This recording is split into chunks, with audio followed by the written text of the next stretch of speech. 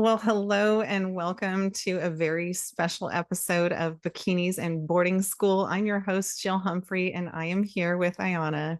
She was a former classmate of mine at Holy Highway, and this is my first time seeing her face in well over 20 years. So this is surreal on many levels. I mean, I've seen you on Facebook, but that doesn't count. Yeah, I'm so glad to be here. Thank you again for the invite. And yeah, I'm just excited to talk about Holy Highway, Awesome. So where do you live now? Oakland, California. I've Okay, been right here on. for about the last 12 years now. Okay. And where did you grow up? Well, I'm from Connecticut originally, and then I moved to Arkansas when I was about 6, and Okay. then moved to Alabama when I was about 14. And then from 16 to 18, I was at the farm. Yeah, you were there for a decent stretch. 2 solid years. So you were there when I got there. Yes. Yeah. I don't think that I was there when you came back, or maybe I left before you graduated the second time. But yeah. Yeah, yeah. Who was your older girl? Uh, Alyssa. I don't know if you remember Alyssa. Well, I was going to ask if it was Elisa. Was she Not, from? Okay, if you remembered her. Okay. yeah, Alyssa, I think she's from around your area, isn't she? From Yeah. Washington? Yeah, Yep. yeah. So it's weird because we'll like form these girls that kind of bridged the gaps from our stays, and we knew each other through this lineage of who was our mentor in the beginning of the program. And we would hear these stories of these people, and it's like some of them we might not have even been in the program with at the same time, but their stories kind of lived on even Yeah. after they were gone. So you were kind of legendary in that way. I feel like your stories lived on after you were gone. Wow. Yeah, because like I said, there 2 years, and then right after I graduated, I worked there for like a month and a half. So yeah, I Okay. felt by the time I left, I felt like I was like a grandma or great grandma, such Right. generations of kids come and go. I Yeah. had this random thought hit me as I was getting ready for this call, and it was about the trailer. I mean, I remember thinking about the dorms, but I was like, no, wait, there was a trailer. And in Yeah. this scenario, you wanted to go to the trailer. Like that was, Oh, that was big. That's like, saying I'm a senior. I'm high level now, yeah. But outside of the trailer, I don't know if you remember, but we actually built like a secondary room. Like we built It's of a coming back to me now. Yeah, no permits. no, Yeah. no, it was a shed, but we put carpet down. Lauren and I actually stayed in there the last I think month or two that we were there Yeah. on I yeah. remember helping to build that. I remember like hammering shingles down on the roof and like putting that paper down and re-roofing the trailer. One of those buried memories that's all coming back. It was so cold too. Yeah, it's crazy to say that we were 17, 18, 16, and we can say, I know how to shingle a roof.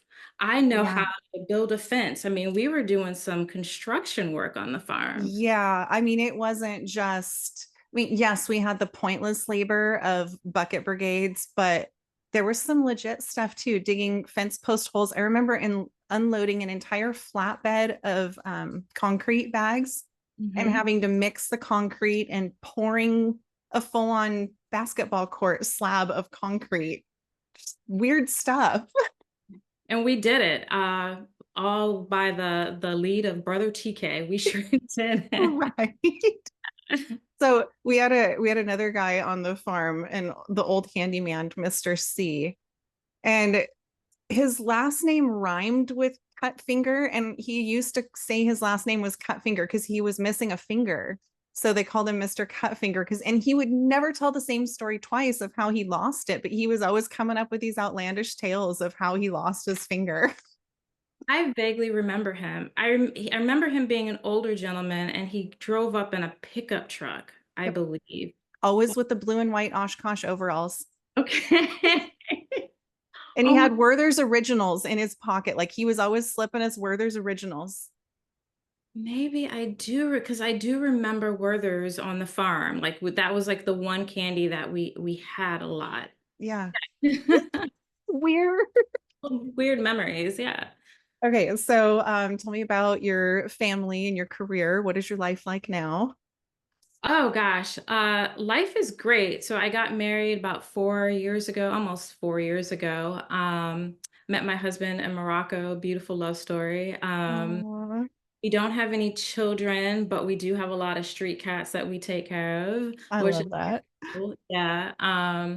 Just living it up here in California. I work for a cannabis distribution company, so I'm managing some cash operation offices between here and New York, which is exciting because cannabis, of course, is like the new like industry now. It's like Yeah.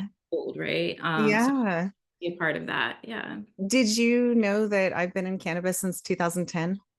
Yeah, I had ordered a few bottles of your tincture. I think I've ordered Okay. twice. Yes. Yeah. Yeah, so that's the CBD end is more my focus now, but in 2013, when Washington state legalized, I transitioned from medical growing to recreational. And Oh, at my rec grow in Seattle, I used to host garden tours. And there's actually a documentary on the History Channel of me leading people through the garden and showing off all of this. So during that phase, um, I kept it a secret from my parents what I did for a while. okay. And it was one of my dad's church friends and mentors who had healed himself from prostate cancer with the use of high CBD cannabis. Oh, wow. And he was getting plants from me so he could grow his own and got a tour of my garden and was just impressed with the operation and was actually instrumental in getting my dad to come tour the garden and kind of understand what I did from a business end. This wasn't, the sensationalized reefer madness drug kind of thing. This was legitimate enterprise and had its place in Seattle. And at the end of the day, he was really impressed with the operation. Fast forward, he started using the CBD strain that I grew to treat his own prostate cancer, which went into remission. So full Oh, wow. circle moment. But I was in the cure room and I opened this jar of Dutch treat and give it to my dad, all proud of this beautiful cure job for him to smell. You would have thought I put a plate of dog poo in front of him, like the face that he made. So his buddy grabs the jar and he's like, "Let me see that. That's beautiful." So Yeah. But I love the crossover story. I love how people maybe just takes a little bit of time to yeah, understand that it isn't just some recreational drug that's right. used by hippies and, rebellious teens. There's a reason why it is a natural herb, and we Yeah, should actually be looking into ways to um, use it in other medicinal purposes, right? Like, I don't understand, and this might be just going off topic, but I don't I love understand it. why it's taking us so long to really put more research into using it for medicinal purposes, Right. opposed to like, just saying we're just gonna classify this as a Schedule 1 drug. Yeah. Mm, So yeah, I think that's an entire episode right there. And that gets into some really deep stuff of right. politics and control and all of that. I mean, they used to give hemp farmers and their sons exemption from being drafted to war to stay home and farm hemp to be used for military purposes. And then fast forward, and it became illegal. So, oh, love it. I love that a couple of us from Holy Highway end up in the cannabis industry. That's awesome. Yeah, yeah. Um, what was your life like before Holy Highway? Uh, oh, I didn't come from like a physically abusive household, and it wasn't purposely emotionally abusive, but something I was thinking about before jumping on this call with you is how to explain, like, coming from a household where your parent is traumatized, therefore Mhm. they are basically a traumatized child raising a child who becomes traumatized. Yeah, Um, and so, because of what my mom was going through, it was hard for her to be able to really see me, yeah, right? Be able to tend to my emotional needs or to be able to see when I was hurt or needed help. And so I think it was kind of easier for her to say, okay, I can pinpoint what the problem is when I became a teen and start really, rebelling, saying, okay, I see she's running away. That's a problem. I need to sit her somewhere long enough to be able to graduate high school. Yeah. And so to answer your question, my household was I ate every day. Yeah. I lived in a nice home. I had nice clothes. I went to really good schools, but it was absent of the emotional need that I needed Yeah. as Yeah. a kid growing up. Yeah, it's interesting because I think once we get to the age that our parents were when they sent us away, we kind of see them in this different light as humans because we're still dealing with our own traumas from our own childhood and some of us trying to then parent, but it gives us this degree of empathy that we might not have had before. But on the flip side, it also opens up this wound of like, but with the awareness that I have now, I still would have gone about things differently. Mm. So it is kind of hard to reconcile that. And it's like some of those thoughts and feelings that I can see both sides of again as I look at my own stories and see in some ways this was hell. And in other ways, it was a really interesting time of life that shaped me into a unique individual. Mm. Interesting that you put it that way. Going to the farm, I mean, it was the path I guess that I needed to go on, and it made me who I am today. But I really wish I didn't go. Yeah, I really wish that I didn't have that experience of 2 years being away from the world because yeah, you're in this bubble, right? There was no secular music. There weren't, you didn't do the normal things that a teenager would do, like first love, but first heartbreak, and how to emotionally deal with that. yeah, Or prom, yeah, the little things like that I missed out on. And really like not having the skills that I needed when I left at 18 to deal with the world. Because the yeah. world was not, even though it was 2 years, it was a complete different world to me. And having to like navigate that with the few tools that I had, I feel like it took me a little bit longer to be comfortable within myself, Yeah, just because of the 2 years that I had spent on the farm. that makes a lot of sense. There's this element of the world going on without you. And when you get back, the way that you remember fitting in doesn't work anymore. So now you're trying to find this way to make connections with people that have truly moved on and experienced this stretch of life. And when you look at what percentage of your life that is as a teenager, that's a greater percentage of your life than it is as an adult because you're younger. So now how do you reintegrate your references for social events and culture and all of these things is just completely gone. Like you said, we had no access to movies, to music. We rarely even had the news on. We had no clue of current events. I mean, I remember being there when Princess Diana died and Mm. like catching the news from the dorm moms and just processing some of that stuff, but not being able to tap into any media outlets to find out anything. We were really, really sheltered. And I don't know about you, but I remember having some serious anxiety attacks after I left because there were little things like you couldn't even make eye contact with a man, Yes. weird things like that. And suddenly you're in this place and you're making eye contact with a man and you're feeling panicked because I'm doing something wrong, almost like retraining some of these weird I don't even know what to call them, but mannerisms out of us. When I hadn't talked about that in a long time, and it's weird that you bring it up, but I'm glad that you did because it took me a long time to be able to have a comfortable relationship with a man.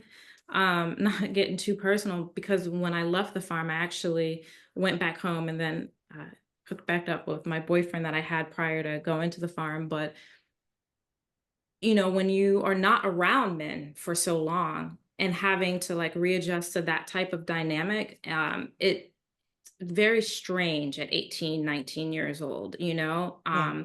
These are new waters that you're like treading through, and it was um it was very hard to put. I think that's a very hard thing to put on a young girl, to tell them that they're not allowed to look at the opposite sex. That like that's another human being, Right. right?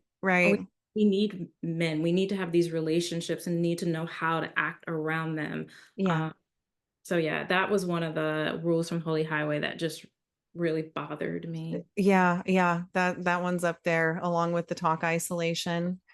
Yeah, just That and the using of food as a weapon. mm, I was reminiscing earlier today about a time that I had hard labor, and I remember like waking up, having that small bowl of cereal, maybe having something like a peanut butter sandwich for lunch, mhm, and maybe having something small like just two fried eggs and two pieces of toast for dinner. yeah.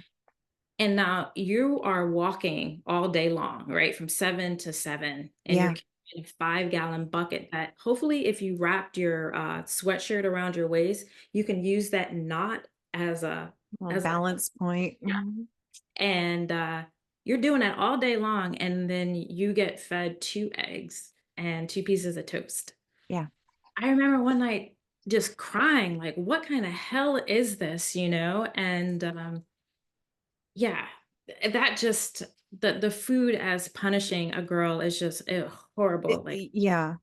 Were you there when the Shoney's buffet and the girls getting hard labor for putting too much food on their plate happened? no, I Okay. don't recall going to Shoney's. I wish I Okay. had to Shoney's. We had fasted and it was coming off of a fast and they took us to Shoney's the next day. So first meal after a fast would have been that. And they ended up assigning hard labor to those of us who put too much food on our plates. That's horrible. That Yeah, just some weird stuff. I Uh, do remember, I don't know if you remember when we started getting into doing the exercising, like when we would walk in the morning, or if it was cold, we would go into the schoolhouse and do jazzercise yeah. exercise. Yep. Uh, You know, I remember your last session saying that you believed it was because the girls were getting on the chunky side.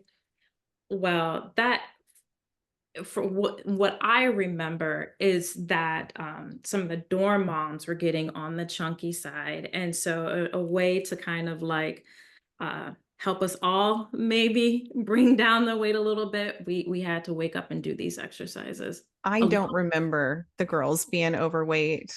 I really don't, but I am trying to remember a slim dorm mom. No, no, no, no, no, no, No, no, no. I don't think we were fed enough to gain weight. Like some of the girls that came in that might not have been eating, that maybe were into some heavier drugs, and then they started actually eating. I can see where they might have gained some weight, but in a healthy way, not in an unhealthy way. Yeah, no. There's no way Um, any of us could have been at that weight to where we needed to work out that much. no, no. But I do remember the exercise videos that we could check out. And I actually did like doing those. And I was that annoying one trying to get people to join in the dorms. But yeah, I actually, it's in an episode I haven't posted yet, but I got put on exercise restriction. They Okay. thought that I had like an unhealthy obsession with it. So I was not allowed to go to the dorms and walk or to do the walking in the morning. Like I had to stay in the dorm. I didn't get to go to the schoolhouse and do the jazzercise. I had to stay and like do devotionals or work on my schoolwork. So what I would do is wake up early, go into the closet, put a sweatshirt or a towel under the door to block the light, have my Bible open, have my highlighter out, my notepad, and then I would do push-ups and sit-ups and do my little exercises in the closet in the morning before anyone was awake. It's just sad that you had to hide something that you love to do that's obviously Yeah, something, it's a positive, right. mechanism, right? Not, Yeah. wow, I'm sorry. Right. It's interesting to look at that and see. who I am as an adult. I'm a very active person. I've spent my entire life moving. Here I am, a professional bodybuilder now as my hobby. So this was innate to who I have always been. You know, from the time I was a little kid, I was always one of those active, moving kids. I played sports. You know, to stifle who a kid is when it's something as simple as just physical activity. They really had that name it, claim it kind of culture. Mhm. I know that a lot of girls lost their cycle when they were on the farm. I know I did. And they would say that it was like this blessing that God had like delivered us from Eve's original sin or something. I remember hearing some weird lines like that, but it's like, no, when girls are under tremendous amounts of stress and they might not be getting enough calories and their activity levels might out exceed their calorie intake, amenorrhea can set in. And that's not a positive thing. No, it isn't. But the fact that we were surrounded by older women that knew better, Yeah. right? Um, that's what's sad. There shouldn't have been multiple girls that lost their periods. Yeah. There shouldn't have been multiple girls that were, basically spoon fed a little bit here and there just to basically, survive. Yeah. And I really think it's unfair that we were not given access to a lot of this food, even though we had like this garden, um, beautiful garden. I don't know if you remember, but we actually gave away a lot of food too. You know, I was trying to remember why we didn't have more fruits and vegetables short of being able to make pico de gallo every once in a while. I'm like, we had so many potatoes and all these things, but I don't remember eating them. So I remember in the summertime, we used to can go out there and like pick like three different vegetables and cook them how we wanted, right? Yeah. But of course that ended in the wintertime, right? And Right. we're back with the canned foods and things that we got from the food The bank. food. Yeah, but no, we didn't do much of like keeping or canning a lot of the Mm-mm. freezing a lot of the vegetables that we grew. We actually gave it away. Interesting. Yeah. I also remember it was an honor to be taken off the farm to go mow local churches' lawns.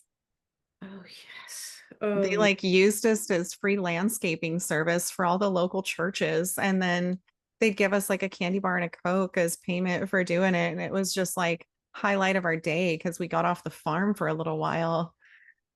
Yeah, but we are mowing lawns in Texas heat. It's Yeah. like, 100 degrees outside, and we're like old school, like old men rolling our sleeves up. And, we're not talking about small backyards, we're talking, No. some of these churches are huge, right? A Yeah. huge, like front and back area. And that's doing the same on the farm as well. But outside of like, mowing other churches' lawns. Do you remember going and visiting other churches and singing almost like they were parading us around? Like, Oh, look at yeah. Yeah. We were a Mhm. traveling show and they would have certain girls tell this little short snippet of a testimony and we're all standing up there in our long dresses singing and Yeah. the church that we went to on the regular specialized in prison ministry. So we were just right up their alley. I mean, we were just girls' juvie prison essentially. So we were Uh, part of the outreach. Sister Mary John's church. Mhm. Yeah. Oh goodness. I remember 7, 8 hour long services, I was going to ask, do you remember those being insanely long by any church standard? I don't think I've ever been to a church before or after that has been that long. Like it makes no sense. Why like you're 7, 8 hours in church. And then we, like we usually cook right before we went to church, so we had food when we got back. But Yeah. what killed me were the revival weekends where there would be like Friday, Saturday, or Sunday, and it's not like, we had a lot of time to rest up anyway. So even if those services went into well in the early evening or early parts of the morning, we still had to get up in the morning Yeah. and do, what our chores and things like that. Yep. Yeah, it was I a lot. remember having to clean the vans for them. Yes, Oh, clearly. oh gosh. Yeah. And then just, I remember a lot of my hunger attached to church and like the travel to and from and having Mhm. this little tiny package of Big Newtons or, just some measly little snack that was under 200 calories. And it's like, that's literally all you get. And I remember stopping at the gas station and the dorm moms going in and grabbing all their snacks and things and just fantasizing about the day that I could pull up to a gas station and go in and buy whatever I wanted. Right? Yeah, like, just wanting a soda so bad, or Yeah. something other than the one type of candy bar that they did give us, Yeah. Yeah, those little things you missed out. Yeah. Yeah. It was strange. What do you remember what's your favorite meal or a couple of your favorite meals on the farm, if you had any? Uh, so remember when we used to do the pig roast? Oh, yes. Roast? Those were so good. Yeah, and I think it was Sister May that would make homemade yeast rolls. Hmm. Like my all-time favorite meal. But on the flip end of that, there are certain things like I can't eat because Yeah. of Oh, yeah. corn dogs. I would never eat a corn dog ever. Yeah. Was there a stretch where I don't remember corn dogs, so you probably had a stretch where there was just a disgusting amount of them. I think they just got like a bunch of them from the food bank and they just needed to like get rid of them. So we had them like on the menu every week. But do you remember cha-cha chicken? No, what was that? What? I don't know what type of chicken this is, but it was some sort of pressed meat dish Okay. and that Yes. you could like They, thaw it out and put it in anything. yeah, they would try to pass it off as chicken fried steak and how like we served it every single Sunday for a long stretch. That was cha-cha chicken. You could Oh my make gosh, it was bad. make it into a salad. Yeah, it Yeah. was horrible. Yes, it was disgusting. I remember being really disappointed anytime it was black eyed peas or red beans and rice because that's literally all it was. Yeah, And your girl right. just needs a little more protein than that. It just wasn't cutting it for me. Yeah, yeah, yeah. I Um, remember Frito pie. oh my Frito God. chili pie. It had like ranch style beans and ground meat, and it was not a pie in any way. It might as well have been like a bowl or a salad or something. I don't know, but I kind of liked that one. They did this thing they called chicken spaghetti. It was like the most ghetto attempt at like a chicken alfredo, but it was really like spaghetti noodles and then some can of white soup saw I don't know cream of something and Yeah, then just I don't even know what kind of chicken it was, but it was always rubbery no matter what. it's probably cha-cha chicken. Really bad again. We had it like almost every week. Yes, it was probably cha-cha chicken. Oh my gosh. What was your favorite chore duty to get assigned with? I like to cook. That was fun. Yeah. Yeah, I didn't mind doing the dishes, and let me tell you why. Because in the Faith dorm, Yeah. uh, the what do you call it? The cupboard where all the the pantry Hmm. where all our dry goods were, it was right there next to the stove. So you could easily like just go in there right quick and take a scoop of Kool-Aid and mix it up in some water and like down it right quick. Little things, eating Yeah, like a scoop of peanut butter or something, that's that was amazing. our way Yeah. of getting more food into our Okay. You know what? That's probably another reason why I liked cook so much because you're tasting as you're going. But I actually was decent at cooking before I got there. And you know how it was. Like there are certain girls you did not want on kitchen duty because you would not be eating. Your food would be disgusting. The beans wouldn't have been soaked, so they're crunchy and just yeah, there were girls you just didn't want in the kitchen. No, no, yeah, some nights we really did suffer. Oh gosh, I remember. So let's see, who was your favorite dorm mom? I really didn't have any issues with any of the dorm moms except for Sister Kelly, and that was really towards the end. Yeah. Um, they're all, I think I like Sister May because I liked her cooking. I thought Yeah. Sister Karen, I thought she was nice, Yeah. she nice. Um, Sister Lucinda, I was trying to remember if my memory was, like, actually intact here. Did Sister Lucinda have an English accent? Was she Yes, she British? did. Yeah. And she Okay. was always smoking out her bathroom window. Like we didn't know she was doing it. Yeah, okay, okay. I thought she was cool too. Yeah.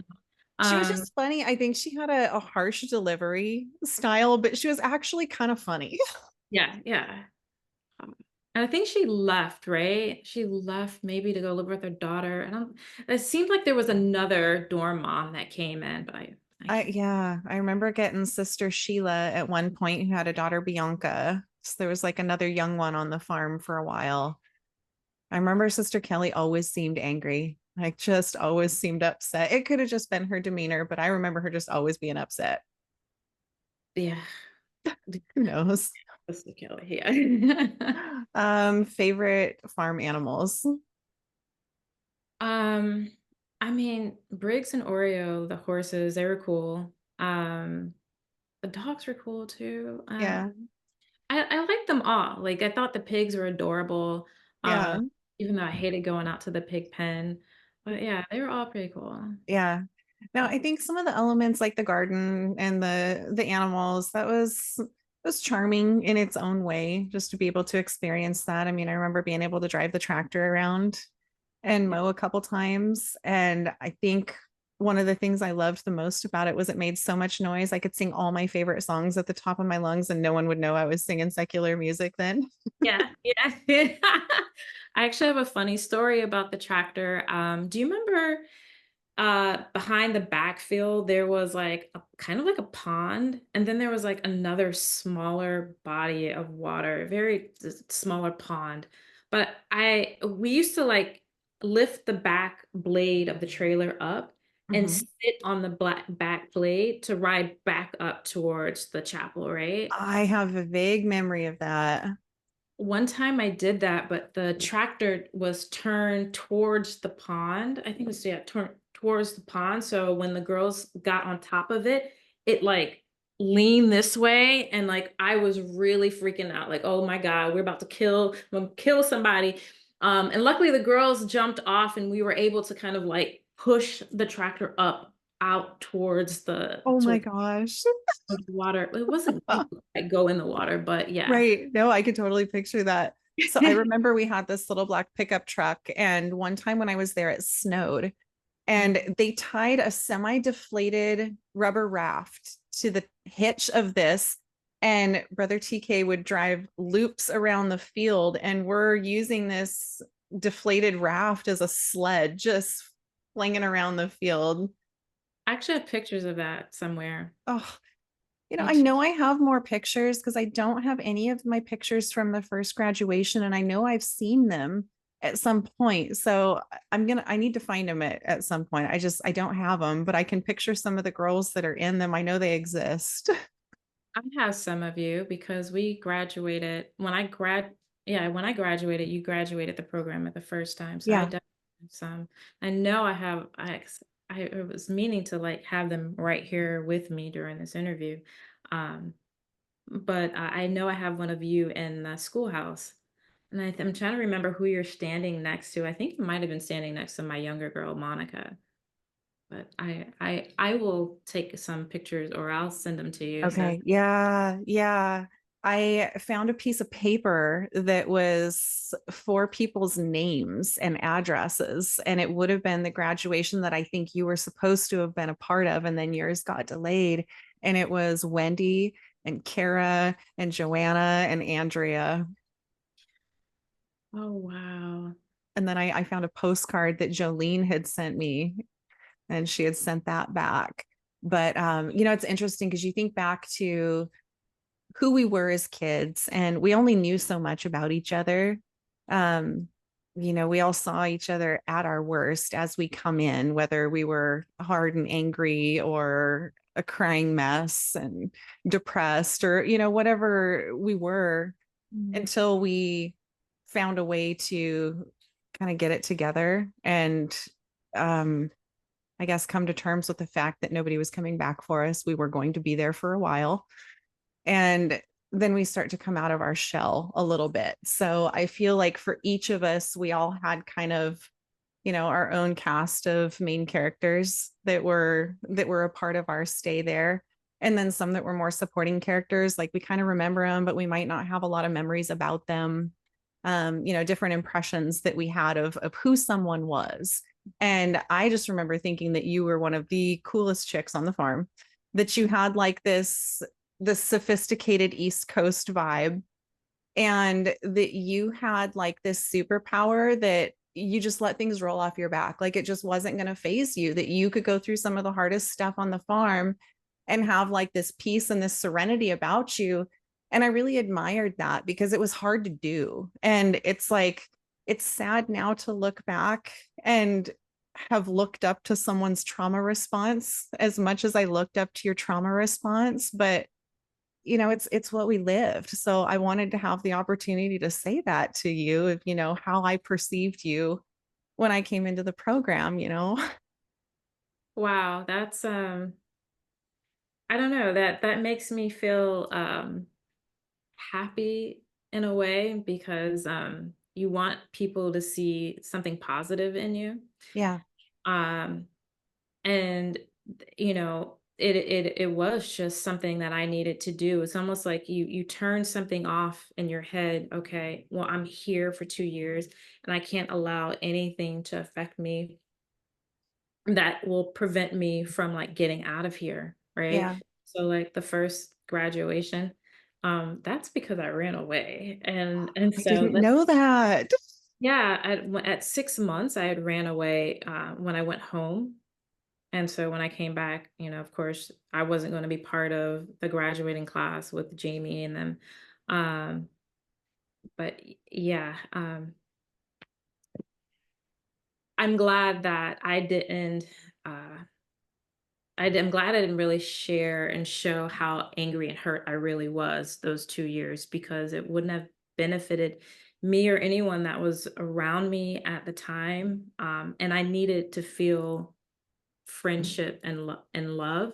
Yeah. And I got that more from the girls than I got from like the dorm moms. And Yeah. so I probably would have never have talked to you like the way that I'm talking to you now back then because you were maybe a little younger than me and you needed Yeah. to also see you can make it through this, Yeah. girl. You can make Yeah. it, you Well, know? and that was the other thing. I mean, you were already there. You already kind of knew the program. And I know how I felt in subsequent months when I was the older one who had been there for a while. And it's like it brings you back a little bit to where you were when you got there. But there's also this hardness that you've developed that you really don't have a lot of sympathy. Kind of get over your crying already. Like you're stuck here just like the rest of us. Get over yourself. And you watch them learn the ropes and everything, and then some of them grow on you. But there is that element of like younger class coming in, and you already have the people that you've established the bonds with, and it's that next generation. And we were, my generation coming in was like the younger girls of your era. Yeah, And yeah, then we all got our just desserts when we got our own younger girls to bring them through the program. yeah, yeah. The 2 weeks of talk isolation, because I Yeah. think as an older girl, were we on talk isolation as well? We could only Yeah. talk for younger girls, right? Yeah. That was a weird stretch. What? Just the term itself, talk isolation, is really weird. Yeah. And I mean, there has to be some kind of lasting impact when you combine the food restriction, the talking restriction, and hard labor like that. And feeling like your voice is silenced. And I just remember like going through some of those days of hard labor and forging this titanium interior self, that it was like, you can do anything to me, but you can't break this. And it was like that fierce attachment to that piece that couldn't be broken, like the thoughts that they couldn't control. You can control what can come out of my mouth, and I will remain silent, but you can never silence my thoughts or my dreams or that. And it was those type of I'm sure they would have called them rebellious thoughts at the time, but it was those that kind of forged that backbone that got me through. And I will say that not all the girls really survived the program. Like it did break some down. And I think for those of us that didn't break, maybe we experienced little mini breaks of our own Mm. in in the future and in different ways and in different waves. I mean, I remember in my early to mid 20s, I actually had both of my children at the time. They were very young, but I had this really odd bout of paranoia and anxiety that my then husband and mother were conspiring to have me committed somewhere and to like take me away from my children and stuff. There was really absolutely no logical reason for this, but I think it was just old unprocessed trauma Mhm. from the Holy Highway years. I mean, I got back from school. I was home for maybe 2 weeks and then left, moved in with my boyfriend. It was like, life had moved on without me, didn't fit into the family, Mhm. wasn't ready for the rules and restrictions and never looked back. It's just interesting how in many ways it forced us to grow up before our time. And we didn't get the chance to ever be kids again.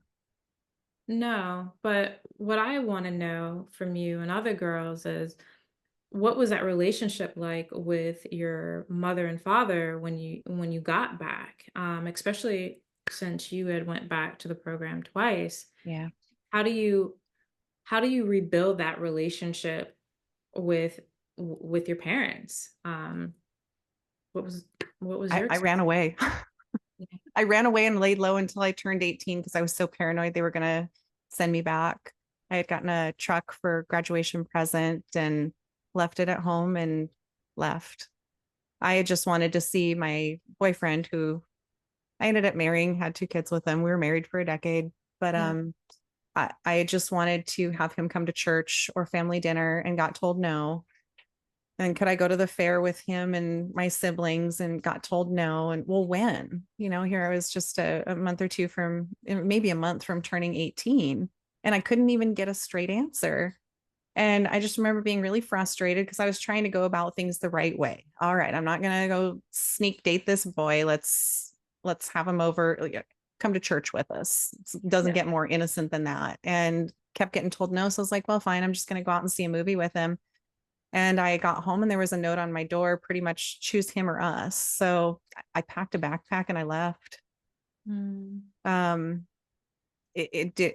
I didn't feel like I fit into the family. There just hadn't been enough time. I know my parents wanted time for us to kind of reconcile and become a family unit again. But by that point, it had just been so long. I didn't know if I don't know that that was a possibility. So let's see that I was almost 18 at that time, got engaged not that much later. um, I ended up moving in with Elisa for a couple of months before the wedding because they would only give it their blessing if we weren't living together. So moved in with her, got married just shy of my 19th birthday, actually. So I think everything just moved so fast through those years, and then had my daughter at 21, my son at 23. Did have a conversation with my parents right around the age of 27 or 28 where we tried to address this. I told them some elements about what life was like for me before I went there that they didn't know, and kind of thought that we'd resolved, but I hadn't found or healed my own inner child. I had not experienced an ego death. So it wasn't until a few years later where I experienced true healing. Mhm. And I was kind of going through a deconstruction process at that time and really learning what was core and foundational to my faith. And like everything I knew about God, I felt like had this lid on it and the lid was just blown off. And I was like, oh, okay. So I've just been seeing this little much of it. Yeah. So, which is this profound sense of healing and stepping away from organized religion. I think that really launched the healing process in a different way and facilitated forgiveness on a deeper level in me to where I can see I can see what happened for kind of in its neutral state. I can see that it impacted me negatively, but I also wouldn't have some of the character strengths that I have now if I hadn't gone through it. I wouldn't have some of the compassion that I have. And I definitely wouldn't be here talking to people, giving them a chance to tell their stories and maybe get in touch with that girl that needs healing, that actually needed healing and attention back then, needed someone to see her, to listen to her, and to talk to her, and not put her on talk isolation, to not say don't talk about your past. How about call you into an office and say, hey, I care about you, you're obviously here for a reason, create that safe space where she might feel safe to speak up and talk about some of the traumas, because I don't know about you, but I wasn't able to process any of my traumas there. No, not at all. But also not being able to talk about the trauma that you face while being on the farm, Yeah. because when you leave, there's not too many people that you can talk to, right? Because they not too many people are in your immediate surroundings experience some of the things that you went through while you're on the farm. And for most of us girls, even when we do speak over the past few years, we're not really having those deeper conversations, right? Yeah. And so, like we said earlier, this is like the first time of really sitting down with anyone and saying, hey, this is what we went through, and this is how I felt about it. And Mhm. this is how it affected me throughout the years, and how and why it made me into the person that we are today. No Yeah. matter how much I say talk about the farm with, say, like one of my close girlfriends, they'll never truly understand. Right. Um, I, I I remember when I moved from Hollywood. Where was I? Hollywood Arcata, somewhere in California. I moved back and I purposely drove through Texas because I wanted to stop by the farm. Yeah. Okay. I'll never forget this. It was like 2, 3 o'clock in the morning. It was raining. I was in a small Dodge Neon with a young lady who just happened to be a friend of mine at the time that decided to drive across country with me. I didn't know where I was going, but it was like a gut feeling like, okay, I'm going to find this place. And I get to the front gate of the farm, and it looked exactly the same. I don't remember if at the time it was fully highway or not, because I think it got bought out or something else Mhm. happened. But I remember not being able to like drive any further past the gate, and I just sat there and I bawled my eyes out. Yeah. That was probably one and only time that I allowed myself to be vulnerable enough in front of someone else about the farm. And even then, I still wasn't able to like put into words what it is that I was feeling. Uh, Right. Poor girl, she was just like, the hell, you were fine a second ago, and now I'm losing it, just crying. Yeah. Um, so yeah, some of us don't have that opportunity to sit down and talk to anyone about it. So that's, again, I'm glad that my There's something about the shared experience that we went through. This was very abnormal. And it's one thing to just casually drop, yeah, I was at boarding school when I was a kid, and people picture it, especially when you're from a, middle class family, and they think, oh yeah, you were a smart kid and they had aspirations of a political career for you or something. No, no, this was not that kind of boarding school. Like, to call it a boarding school is really not even the right term for it. This was something way different, but we didn't have the opportunity to talk about it then, and we were discouraged really hard from talking about any of it. So no wonder we didn't really say anything afterwards. I think we were all just so relieved to be out and close that chapter and push it away and just get on with some kind of normal life. Mhm. Yeah, I wanted to like me personally, I just wanted to block it all out. Like, Yeah. okay, that's done. Let me try to like jump into this new world and learn everything quickly that I need to learn to be able to function like a normal human being. Yeah. That's Yeah, and that feeling of not having the tools. I remember navigating like a new city after only being in a small town, growing up in a small town, then being in New Boston, and now I'm in a large city in Washington. And figuring out the bus schedule to get over to the community health center because I had a UTI. And, just navigating this stuff for the first time and being terrified on the city bus, and like a homeless guy coming in and sitting down next to me with his big tarp, and like being obnoxious and breathing all over me, and a couple of businessmen coming up and asking him to move, and just feeling so relieved that someone was looking out for me. But just the whole experience of navigating a city and trying to figure out, like, we had no tools. We were absolutely not equipped in any way for any of it. I mean, here I am, like, I can't make eye contact with guys. I'm not supposed to look at them. And now I've got one sitting next to me saying disgusting things, and I'm frozen, helpless, don't even know how to handle myself. Yeah, yeah. Um, but look how strong you were because you made it through, Yeah. And that's a testament to a lot of us, even the ones that maybe the program to them broke them. There's still this inner strength because most of them are still they're still with us, you Yeah. know? They're Yeah. still trying. Um, yeah, we are a different breed of girls from our Right. yeah. Yeah.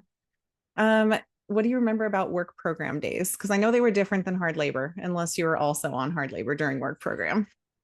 Well, first off, I remember that I think we went to was it went to school on Monday and Friday, or we had work program Monday and Friday and then went to school Tuesday, Wednesday, Thursday. I can't remember, but I do remember us being grouped off. And so some people there would be like the garden, there would be mowing the lawns, there would be doing construction work. What else did we do? I mean, we did so I much. remember the pine needles, raking pine needles.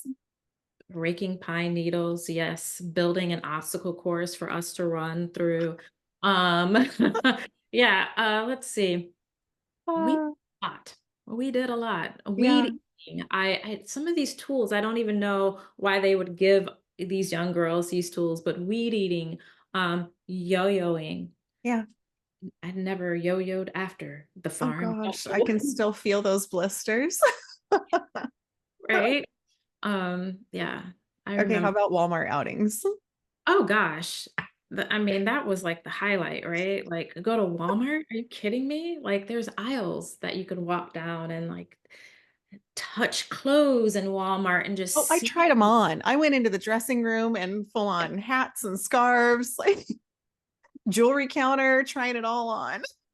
I mean, this is like the one time that you can feel like you're yourself, right? Yeah. Like you're like normal, like everyone else out in the Yeah. store shopping. Yeah.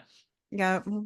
It's funny, some of those little things, like it to most people wouldn't make sense, but that was such a highlight for us. Yeah. So one of my questions you kind of answered, but did you ever consider running? So obviously yes, but it happened on a break. Yes. Yeah. Like I said, I think I was there 6 months and then we got to go home. I got to go home and I was just like, I don't want to go back, you know? Yeah. So I ran away. I was gone for like 2 weeks, came back, brought me back to the farm, of course, and then proceeded to have hard labor for the next 3 weeks. Oh my gosh. Yeah. So obviously you made friends there. I know everyone liked you, but were there any challenges to making friends on the friendships on the farm? I think the only challenge was not really being my authentic self while I was Yeah. on the farm. And so, like, I think everyone got the version of me that I wanted you to see. Um, And honestly, it's something that I've struggled with up until like me kind of going through my own breakthrough of, Yeah.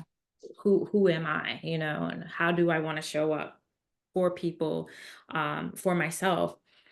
So yeah, I did get along with everyone because I mean, I didn't have any problems with them, my Yeah. never with any of the girls. Right. Oh, yeah. The girls really were the highlight and kind of the happy part. When I look back at the memories and the things that do stand out, it was silly stuff that we did, inside jokes that we had. I mean, we were super limited on what we could watch, but there was a library full of movies. And I don't know if you remember this, but we were obsessed with Sister Act. Yeah. probably because Lauren Hill was in it and we could actually hear one of the artists that we loved the voice of singing. And before the call, I had pulled up like the first little piano notes into His Eyes Are on the Sparrow. Oh, And I was like, yeah, I just remember us singing that one. And I don't think I realized till later, but Sister Jane would always sing this song, Ain't No Grave, which was actually a Johnny Cash song. But they had the tape version of it in the chapel. So that was her go to song. And Sister Jane was a former madam and would like tell stories. She used to like play the piano at the brothel and wherever she was from. She had that deep Southern accent. But yeah, she was always singing Johnny Cash's Ain't No Grave in chapel.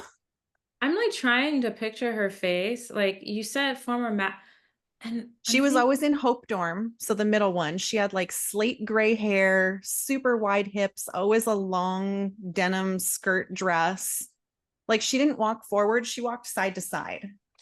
was Sister Jane the one that had the issue with like seeing hair in her food? And so like if she saw hair, she would like run off to the bathroom. Is I that think that was her. I think that was her. I think I know what She you're used talking. to, I mean, maybe we always had to stand, but with her specifically, I remember having to stand at the table until she sat down and then we could sit.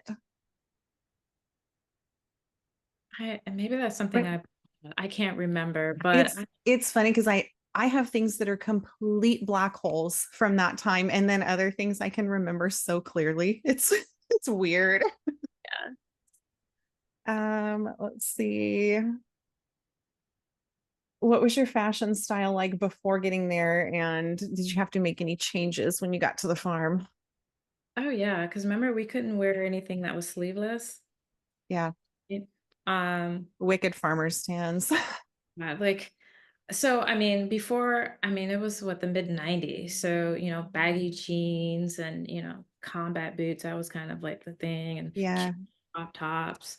And yeah, once I got to the farm, it was t-shirts, sweatpants, a lot of sweatpants, yeah, jeans, and your one or two dresses that you had for like special occasions for church and things. yeah. Uh, yeah. Oh. What was, yeah, we kind of talked about church. That was really long. What do you remember about merits and demerits? Oh God. So merits for things that you did well, right? Demerits when you didn't do something well. And if you got so many demerits, you would have hard labor. But the goal is to get merits, not just for like your toiletries, but really to get off the farm. So remember you had your full day, so you can go to the mall, right? Yeah, I think yeah, it Shreveport, I think I can't remember. Um, and then you had the lunch outing, which you could go to like Dairy Queen or to Pizza Hut. And then a Pizza Hut, I don't know if you remember, was all you can eat. It was a buffet. I only got the Dairy Queen, so I don't think I knew about that. Oh God. That's why I was like, when you went to Shoney's and you overate or piled your food, I was surprised because we did the exact same thing at Pizza Hut. I remember eating like 26 slices of pizza. Okay. I for sure would have picked that if I'd known that was an option. Yeah. Oh gosh. Love to go any time to get off of the farm. Yeah. So yeah, I try to do my best to get as many merits as possible. I actually found a picture of myself getting baptized in Sister Mary John's pool. Really? Yeah. I remember having a some kind of barbecue at someone's pool and then them baptizing people there. I had already been baptized as a younger teen in my home church before, but they were all about rebaptizing people, I'm sure. But yeah, I found that picture. I was like, oh, that's funny. I forgotten all about that. Oh my goodness. I don't remember. I don't think it was at her church. Did we go to her house? I feel like it was someone's house. Because I remember going to like Sister Janice's parents' house one time. And then I think maybe Sister Mary John or maybe her son's. It could have been the son. I don't really remember. I just remember it was off farm. There was a pool Yeah. and some of those southern potluck dishes. That was like the one highlight of those two was they had a lot of food. And there usually wasn't limits on how much you could have. Yeah. It was a lot of good, like, home country style food, I remember, and just enjoying, all the desserts and things. Oh my gosh, yeah. Yeah. I feel like sometimes I would just do the plate of dessert because it didn't matter. Like Yeah. just go straight for the dessert. Yeah, yeah. And we could then, and then Yeah. those occasions we could, yeah. Oh my Uh, gosh. Did you ever have dreams or nightmares about the farm after leaving? oh god, yeah. Um, especially, like, the buckets, like, carrying buckets, that was definitely, like, a reoccurring nightmare for me Yeah. 'cause I was oh, that was just the worst. Yeah. Um, yeah, that's pretty much it. That's the only nightmare, and I haven't had honestly, hadn't really thought too much about the farm until recently, so Yeah. Yeah. Yeah, same. I would go through long stretches and hardly even think about it, and then something would remind me about it. And it yeah. it wasn't until a few years back finding a couple of Reddit comments and like Yelp reviews going, oh my goodness, reading it in someone else's words just kind of helped me process some of the things that I hadn't even really thought about. You know, Mm, for us, it was normalized because we lived through it. mhm. And then we do kind of tell a glossed over version usually when we talk to people about it because it's complex and I don't even know that we really understand it ourselves. So the last thing we want to try to do is dissect all of that as we're trying to tell someone what exactly we experienced.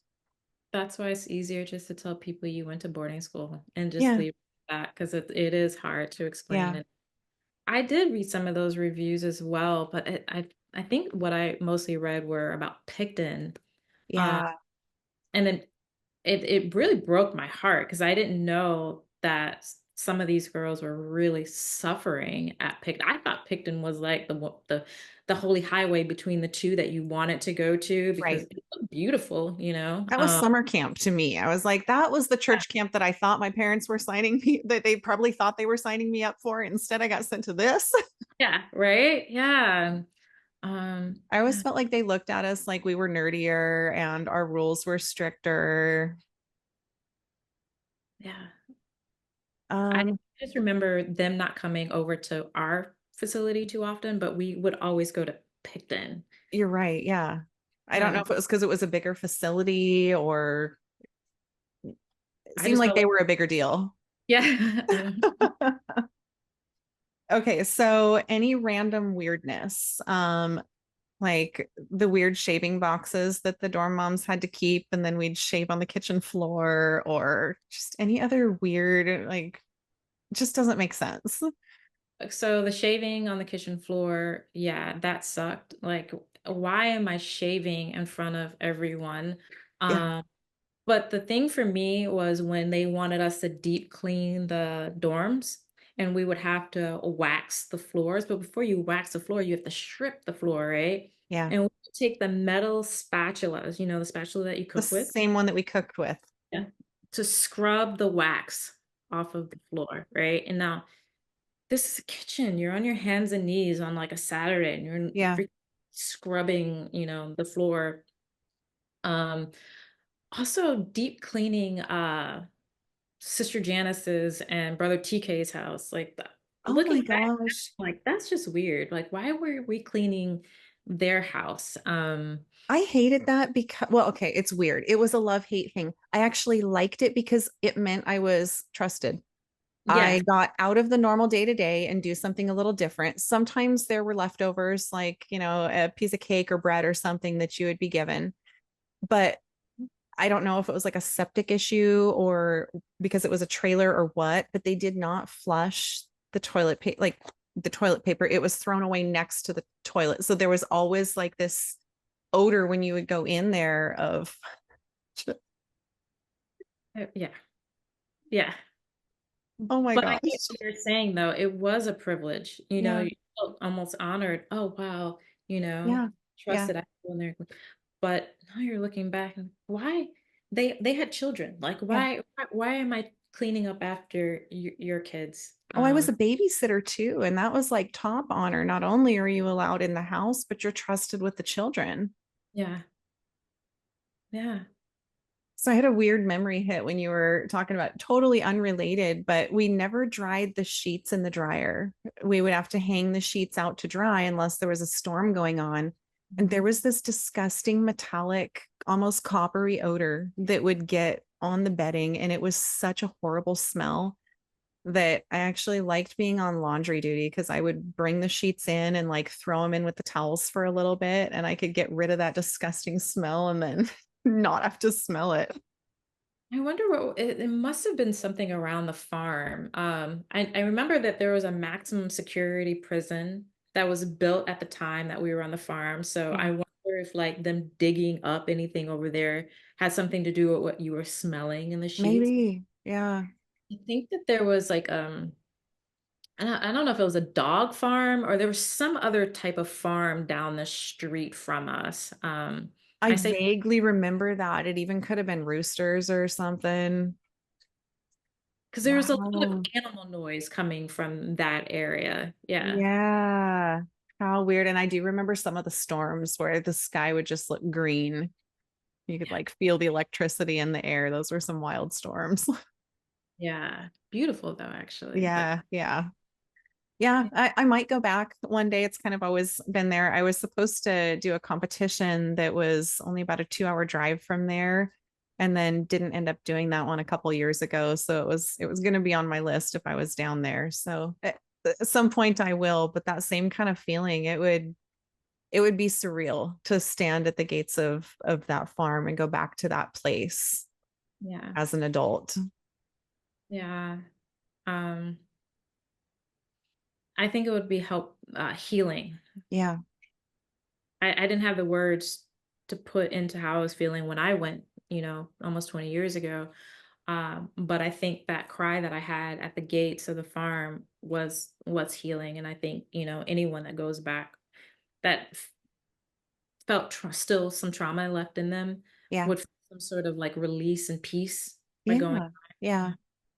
The ability to go back to the place where you have so many emotions kind of tied up and to be able to release them and leave them there physically and then to turn and walk away, to drive away, to have that power that you didn't have in the past. I think that action would have a lot of healing power to it. Absolutely. Yeah. Mm. This has been such an amazing episode. Thank you so much for agreeing to do this. I think this one's going to touch a lot of women out there. So I would invite you to leave us messages in the comments. I will try to respond to them. It's always fun because it stirs up some memories, and then you'll remember things. And yeah, it's fun for us. So yeah, thank you for being a part of my healing journey and for opening up and for being able to show up as your authentic self and share that piece of you. It's truly an honor. I really appreciate you, and I really appreciate you inviting me to this. And I'm glad after all of these years, you're finally getting to see me, Ayanna. So thank you so much. I really appreciate this. Absolutely. Well, take care. Okay, All bye. right, bye. So, editing me popping in here to read a couple excerpts from my journal. Saturday, October 21st. We went to a wedding today at Picton. It was a beautiful wedding. We stood against the wall the whole time and then got a tiny slice of cake and went back to the farm. Pretty dull. But it was so neat. I saw Miana. We were shocked to see each other. Monday, October 23rd. Well, it's work program again today. My ninth since I've been here. We're building another room on the trailer.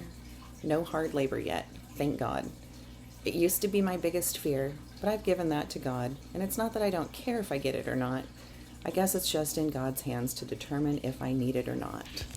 It's just cool to find evidence of a lot of these stories we talked about, and I'm going to have a lot of fun and a lot of deep emotions as I share more of these journal entries. Thank you so much for watching this episode.